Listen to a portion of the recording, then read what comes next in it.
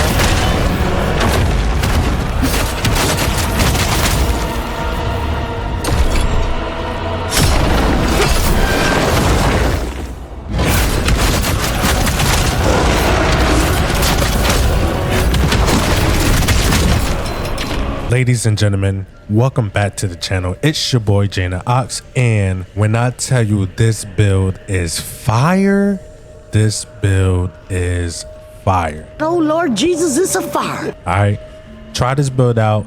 Let me know in the comments if you tried it out, if you like it, and what you did to improve on this build. All right, let's go. All right, so hopping right into the gear, we're starting off with our weapon. Of course, we're using the dual blades for this build. We have the Bloodthirsty Fiends dual wield, which we have 539 attack power, 140 willpower scaling, and 37 scaling on the strength.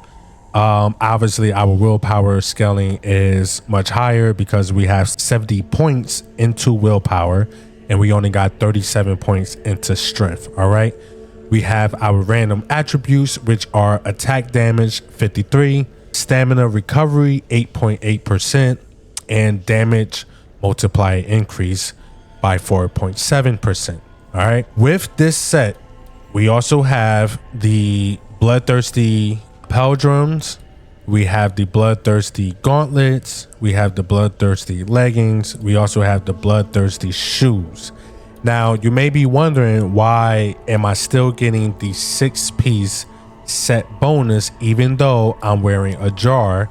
Well, with this particular jar and some of the others, in this case the Vibin jar gives you a set item requirement decrease of 1.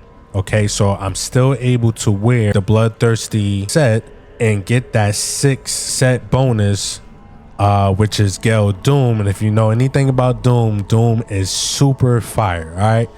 But we're able to get that number 6 down there because we have this jar on, allowing us to decrease the requirement by 1. All right, the set requirement by 1. All right, with this jar, we have a total of 400 total defense. It was a little bit lower, but we went ahead and upgraded the jar via some additional equipment we received just by playing the game. And so now we have 400 defense. We have an extra 7 in strength. We have a set item requirement decrease of 1. That's what we just spoke about. The random attributes, we have a max stamina of 90, max health of 110, and the charge attack damage increase 5.7%, which is really nice. Okay, for our accessories, we're wearing the necklace of the singing hawk. Okay, this goes with the unending tragedy set, but check this out. Because we are wearing the vibing jar, again giving us that set item requirement decrease of 1, we are actually able to partake in the number 2, which composed damage increase of 15%. Composed in this game means that if your stamina is over 50% of your total stamina, then you'll get that increase, in this case 15%. If we go over to our ring, we are wearing the Elemane's ring, okay, which is giving us an attack power of 57, stamina recovery of 7.6%, damage increase of 3.6%. Under here, we see this goes with Crushed Dreams. Okay, this goes with the Crushed Dream set, and we're still getting that 2, right? That 2 set bonus there of Confront, damage increase of 10%. In this game, Confront means when engaged in combat with one enemy. So boss fights that have only one enemy, if you are roaming the land and you have just one set enemy that is aggro to you that you are fighting, you are partaking in the Confront damage increase of 10%. Okay, so that's why we are wearing this, because technically for our accessories, it's almost like we have like a 4-piece bonus. You know, you can kind of look at it that way, but we're, you know, under our necklace, we have the composed damage increase of 15%.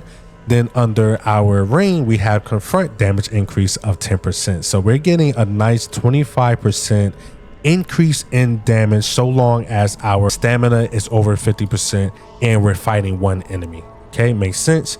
For our items down below, where, you know, we always like to rock the Vitality Sphere. It's really nice, goes ahead and helps you out with your stamina, temporarily increases stamina recovery rate. All right, we're wearing a small spirit ore. Now there are small spirit ores, there are regular spirit ores. So the small one increases 30%, the regular spirit ore increases by 50%, and then you have a large spirit ore that increases by 100%. So you pretty much can just determine which one, you know, you want to wear if you do this. Now with this is very important, I find, in this build, because you'll see as I'm fighting HISMAR, I go ahead and I'm using up that spirit. Now, if at any point I don't have enough spirit accumulated throughout the fight, I can easily pop one of these, which is going to give me that spirit, then allowing me to go ahead and activate Gale Doom or anything else. Okay, of course, fire enhancer just to give us that extra bonus there and fire damage. And then in case we need it, you know, we get down too low in our health, again, we're wearing the spirit ores, so that's going to allow us to get, in this particular instance, 30% of our spirit back, and then we could go ahead and pop one of these willpower orbs, and that's going to give us 50% max health. Okay, for our skill tree, under swift attack, of course we have swift attack. We're going to go ahead and put on whirlwind. We're going to get that up to 3, and then we're going to have the whirlwind swiftness. We are not going to have the whirlwind chain, specifically because you do not want to waste your time going into the chain when you can just go right back into a whirlwind, which is going to give you much more DPS. Okay, especially when you have the Phantom Sword Dance activated, going right back into that whirlwind is going to give you a lot more DPS a lot quicker over this chain. Once you go into this chain, you kind of take like a little break, and then you can go back into the whirlwind, and it just kind of is just a little bit, I find, a little bit too slow. Okay, we do have the Gale. We have the Gale Scar. We do not have the Smash, because I find that with the Smash, if you hold it down especially, it takes a little bit too long, and then the bosses with a little more poise are going to break through that, and you're going to receive damage. Gale Doom is going to be your best friend in this build. Gale Doom paired with Sword Dance is immaculate. Okay, other than that, you can go ahead and put on Ruthless to be exact, especially if you get the boss down. The boss is exhausted, the boss don't have as much poise. You could go ahead and activate Ruthless, which is going to give you a nice DPS damage there.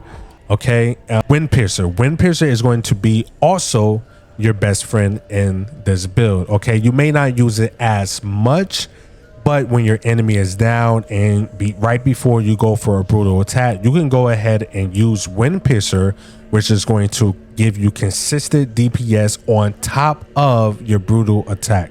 Okay, it's very nice, very nice. Especially if the boss is exhausted, you could also go ahead and use Wind Piercer, and you're going to close the gap and also be dealing that extra DPS there. Okay, other than that, you do want Penetrate, you want the Nimble Blitz, you want the Deafness, you also want Lightfoot, which Lightfoot is pretty good, right? Because it increases the distance traveled when dodging and increase the damage of Deafness. So that's beautiful right there.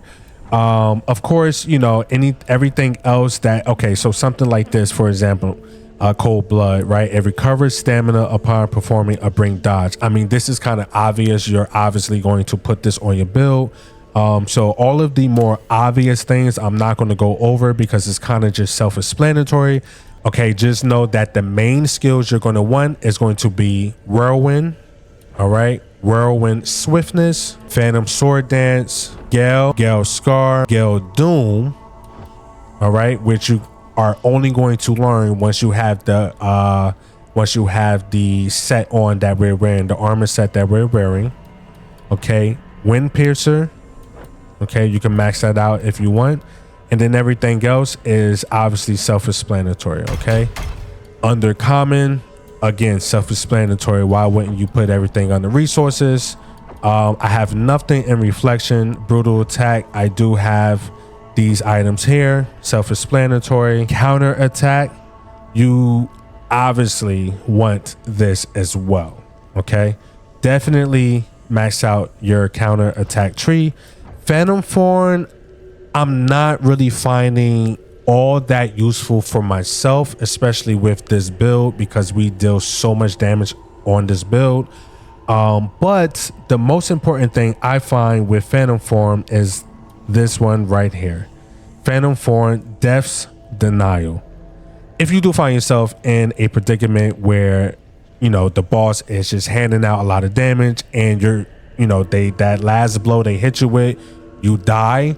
Well, this stops you from dying. You immediately go into Phantom Form, which pretty much is a nice little extra health bar for you to either deal a little bit more damage, if you will, or to back up, get out of harm's way, come out of Phantom Form, and then heal yourself. Okay, so also another thing that you can do with Phantom Form is heal yourself, or cure rather, all elements. Okay, so if you got inflicted with shock, inflicted with chaos, or anything like that, you can just go right into Phantom Form and it's going to take it out, take it away, or cure it, and then you could just pop right out of Phantom Form and you'll be good to go. Okay, so now we're down at Oksana. We're going to go ahead and speak to her, and I just want to show you guys real quick how I got the attributes to be what they are. Okay, under the options here, you can go to change attributes. Okay, and if you look at my sets, let's say we go to the jar. Okay, with the jar I left everything as is, but with the armor, I did change a few things, okay? Under the random attributes, all you got to do is go ahead and click right on whatever armor set that you want to change, and you could go ahead and change the random attributes that you see up here. Okay, so let's say for example I go ahead and click defense. I can then go ahead and view the attributes. Okay, once you click a random attribute, you can view all of the attributes you're able to replace that one with. So if you look to the right side of the screen, you're going to see only the attributes in bright white are the ones that I can go ahead and replace this stat with. The one that's highlighted in yellow would be then the attribute that we have already on the piece of equipment. All right. The ones that are grayed out are the attributes that are available but not able to replace the current attribute that you have selected. Okay, so that's pretty much how that works. If you go down to, let's say, our gauntlets, you can see that I have stamina damage increase, which is huge. You want stamina damage increase. I have attack damage there. I have damage multiplier increase. Okay, so with that attack damage there, I have an attack damage of 51, and then my damage multiplier is going to increase that by 3.9. okay, let's see underneath here, random attributes, I have the receive damage decrease, receive stamina damage decrease, max stamina, so that's all defensive for myself. Underneath our shoes, we have max stamina, stamina recovery, and we have stamina damage increase. Again, with that stamina damage increase, all right, you want that stamina damage increase as much as possible, because that's going to allow you to keep the boss staggered or get the boss's poise down much quicker. Okay, so if we go over to our necklace, we have unscathed attack damage at 90. So unscathed in this game means when your health is at 100%. Okay, so when you're first entering into the boss battle, a lot of the bosses like to scream or do some type of intro before they actually attack. You can kind of get, if you can get an immediate hit on them, that's going to be the most powerful regular swift attack or regular first hit that you're going to deal out, because you have 100% health. And if you know, obviously if you have good skill and you keep your health at 100%, then you're going to always be dishing out that high damage there. Okay, and then with that, we have a damage multiplier increase of 4.5%, and again we have the guard stamina damage decrease, and this is a defensive mechanism for ourselves, our defensive attribute for ourselves of 6.6%. Moving on to the ring, we have attack damage of 57, stamina recovery of 7.6, and damage increase of 3.6%. Okay, so for our phantoms, you have two options. Option one is to go with Keshta the Unyielding, gives you a 30% stamina recovery, and you can also awaken level 1 and 2. Option 2 is going to be Wilfred the Resilient, which frontal assault damage increases by 7.8%. So if you want to go straight damage, just go ahead and use Wilfred. If you want to be a little more cautious about your stamina recovery rate, then go ahead and go with Keshta the Unyielding, which is going to allow you to spam the attacks a little more. All right, so that is it for the build. I hope you guys enjoyed the fight with HISMAR. And again, let me know in the comments if you use this build or if you did anything to go ahead and make this build better. I would love to hear you guys' thoughts on it. All right, make sure you guys are subscribing and please like this video. Your boy GeneDaOx is out. Deuces.